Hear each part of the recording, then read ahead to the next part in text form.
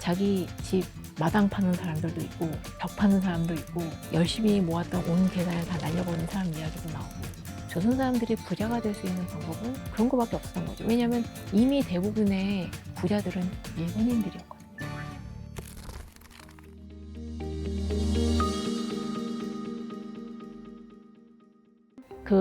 점점 조선인 부자들이 늘어나게 되면서 사람들이 점점 황금에 미쳐가게 됩니다. 이제 정말 개나 소나 땅을 보면 황금이 나온대. 그렇게 하면서 전부 금을 캐려고 자기 집 바닥부터 파기 시작합니다. 이 얘기를 소설처럼 다룬 게 바로 김유정 씨의 그 금 따는 콩밭이라고 있고요. 문제는 이런 내용들이 거의 다 자전적이라는 이야기라는 데 있습니다. 이제 금 따는 콩밭을 보면은 멀쩡한 콩밭을 파헤쳐서 금을 캐겠다고 해서 1년 농사를 망치는 사람들 이야기가 나오는데, 그게 소설이 아니라 실제 있었던 일이고요. 자기 집 마당 파는 사람들도 있고 벽 파는 사람도 있고 사금 캐겠다고 이제 바가지 들고 여기저기 헤매는 사람들도 많았고요. 그리고 그렇게 금광 캐려다가 망해서 쥐약 먹고 자살하는 사람들은 더 많았고요. 연천에 사금이 발견됐는데 이렇게 한번 썰어질만 하면 한 양씩 나와서 엄청난 이익을 올릴 수 있다. 그 다음에 조금 뒤면 강원도 정선에서 금 대박이 터지더라. 사실 강화도는 황금으로 이루어진 섬이었다. 거기에 가서 금만 캐면 부자가 될 수 있다. 그런 기사가 끝없이 나와요. 그럼 어떻게 되겠어요? 사람들이 전부 이 곡괭이 들고 그 소문난 데에 가서 막 캐는 거예요. 물론 그게 미친 짓이라는 걸 알지만, 또 아까 그 금 따는 콩밭에 나왔듯이 금 따는 콩밭의 주인공은 자기 땅이 아니라 남의 땅을 빌려서 거기다 농사 짓는데도 거기다 금이 나올 거라 해서 캐잖아요. 그런데 땅 주인이나 마름이 못 말려요. 왜냐하면 일제히 상금 정책 때문에. 왜냐하면 일본은 금을 더 많이 캐라. 금을 더 많이 캐서 이게 우리나라에 이익이 될 테니까 그걸 권장했기 때문이에요. 그러니까 아무리 저게 미친 짓이란 거 알아도 아무도 말릴 수 없는 거예요. 왜냐하면 나라가 금을 캐라고 추천하니까. 1940년도 이후로 가게 되면서 태평양 전쟁이 심해지고 금광 붐은 1941년에 끝나게 됩니다. 왜냐하면 그 전까지 금광이 점점 인기가 있었던 거는 그 금의 가치보다는 이 금광을 파내는 권리가 더 비쌌어요. 금광의 권리만 하더라도 사는 게 비쌌고, 그 금광에 가서 금을 한번 캐내 보려면 그것도 권리금이 있어야 됐거든요.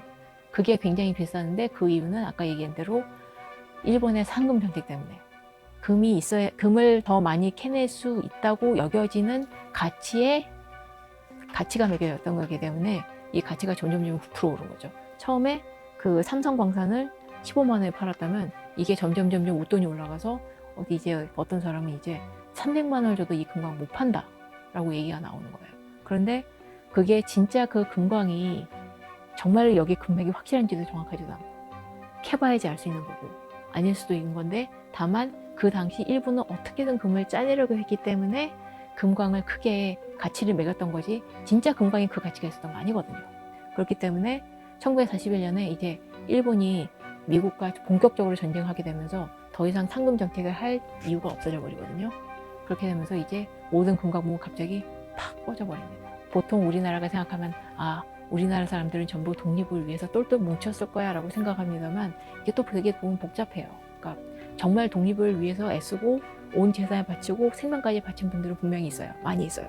근데 또 어떤 사람은 나는 독립운동 한다라고 주장하면서 남한테 돈이나 뜯어내는 깡패들도 있었습니다. 그래서 최창학에게 어느 날 이제 편지가 도착한 거예요. 우리가 독립운동을 하니까 네가 가진 황금과 돈을 내놔라. 근데 이게 과연 그 당시 임시정부를 비롯한 독립운동을 했던 사람인지 아니면 정말 강도가 이름을 빌렸었는지 정확하진 않아요. 그러니까 최창학은 이걸 무시했어요.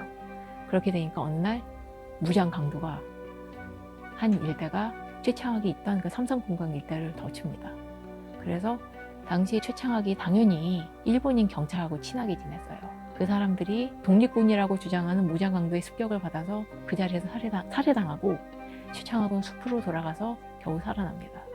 여기서 끝난 게 아니라, 그렇다 하더라도 이미 최창학이라든가 박모 같은 사람들은 금광으로 인해서 번 돈을 좀 이제 분산해놨어요. 그 농장도 만들고 이제 여러 가지 다른 사업도 하고 그렇게 해서 벌어놨었는데, 일본에서 이제 전쟁이 심해지면서 헌납 좀 해라, 헌금 좀 해라 그렇게 들어오죠. 최창학 같은 경우에는 무려 전투기 8개를 일본 군대에 헌납합니다. 그렇게 돼서 아주 그냥 표창을 받고 신문에 나고 아주 했습니다만, 이제 독립하고 나면은 이런 친일파가 따로 왜냐면 그 비행기들이 다 뭐였겠어요? 제로센이나 그런 거였고, 그럼 어디다 썼겠어요? 가미카제나 그런 데 썼겠죠. 그렇기 때문에 이제 최창학이 이제 독립을 하게 되니까 그동안 열심히 일본에 돈을 갖다 바쳤던 여러 이제 금광 부자들은 이제 큰일 난 거예요. 최창학은 어떻게 생각하냐? 빨리 그 조선, 대한민국 그쪽에 줄을 서자. 네. 이 최창학이 확실히 돈은 많이 벌었지만 이 사람은 굉장히 운이 좋았던 사람이었던 거예요. 이걸 어떻게 확인할 수 있냐? 이후로 계속 무리수, 잘못된 선택을 해요. 맨 처음에 일본이 전쟁을 벌이고 있을 때 일본이 전쟁에서 이긴다에 베팅했으니까 전투기 8개나 사서 갖다 바쳤었죠. 그런데 일본 망하고 이제 대한민국이 들어섰습니다. 그러니까 최창학이 생각했어요. 이제 대한민국에다 줄을 서야지. 누구한테 줄 섰냐? 이승만이 아니라 김구한테 줄을 섰어요. 김구를 비롯한 임시정부 사람들이 귀국하자 자기 그 좋은 차도 내주고 그 다음에 자기 집이었던 경도양을 내줘요. 김구한테. 그래서 거기서 살게 해줘요. 지금 봐도 굉장히 의리의리한 집입니다. 거기서 김구가 암살당합니다. 최창학도 그 집을 돌려받습니다. 째째하게요. 그렇게 되니까 이미 이승만의 눈밖에 났죠. 또 하나 최창학의 재산이 크게 줄어들게 게 남북 분단이었습니다. 그 남북이 분단되었을 때 박모 같은 경우에는 수원 일대에 커다란 농장이 있었기 때문에 그렇게 큰 타격은 없었는데 최창학 같은 경우는 저쪽 북한에 자기 땅들과 재산들이 많았거든요. 그래서 남북 분단되자 재산 반토막 그렇게 됩니다. 한때 조선 최대의 부자로 황금기 소리를 들었던 때에 비하면은 정말 좀 초라하게 생을 마감하게 되었습니다. 그리고 박모 씨 같은 경우에는 이 사람은 더 드라마틱한 게 6.25 전쟁이 벌어지고 그래서 이제 북한이 쳐들어오게 됐을 때 다른 사람들은 전부 피난하게 되는데 박모는 피난하지 않았습니다. 내가 왜 피난해야 되냐라고 해서 서울에 남아 있었는데 서울에 남아 있을 때 그때 납북이 돼서 북한으로 끌려가다가 그 살해당한 것으로 완료돼서 지금 언제 어떻게 죽었는지 아직도 알려져 있지 않습니다. 황금으로 이제 부자가 된 사람들은 어떻게 또 이제 인생이 참 편안하지는 않더라고요. 여러 가지 순환을 겪었는데 그럼에도 불구하고 그 조선시대에 얼마나 사람들이 황금에 미쳐 있었느냐는 소설이나 기사 그런 거 보면 정말 온갖 별의별 일들이 벌어졌습니다. 그 당시 신문들을 하나하나 읽다 보면 정말 황금에 미쳐서 가족들을 다 버리고 자살도 하고 열심히 모았던 온 재산을 다 날려버린 사람 이야기도 나오고 그런 거 보면 되게 가슴 아파요. 그 사람들은 전부 부자가 되고 싶어서 그런 거였는데 또 한편으로 그럴 수 있었던 게 일제시대가 되면서 조선 사람들이 부자가 될 수 있는 방법은 그런 거밖에 없었던 거죠. 왜냐하면 이미 대부분의 부자들은 일본인들이었거든요. 그 당시 시대에 지게 깔려 있었던 건 절망이에요. 어떻게 해도 부자가 될 수 없고 어떻게 해도 이 가난에서 벗어날 수 없으니까 혹시 이 땅 밑에 내 발 밑에 황금이 있을지도 몰라. 그 황금을 찾아내면 난 부자가 될 수 있어. 어리석은 희망에 매달렸지만 그걸 과연 어리석다고 할 수 있을까? 어쩌면 시대와 너무나도 무거운 현실에 짓눌린 사람들의 마지막 선택이 아니었을까? 그런 생각이 들기도 해요. 지금 이 시대에 그 코인에 올인했다가 그 많은 손해를 본 사람들이 나오고 있는데 그 사람들을 어리석다고 말할 수 없는 이유가 옛날에도 비슷한 일들이 많았거든요.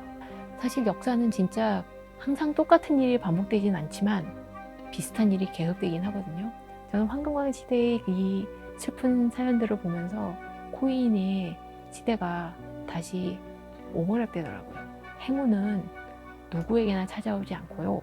설령 행운이 오더라도 그게 언제 떠날지 모른다는 것은 지금까지 봤던 황금광 시대의 위대한 황금 부자들이 보여준 바라고 생각합니다.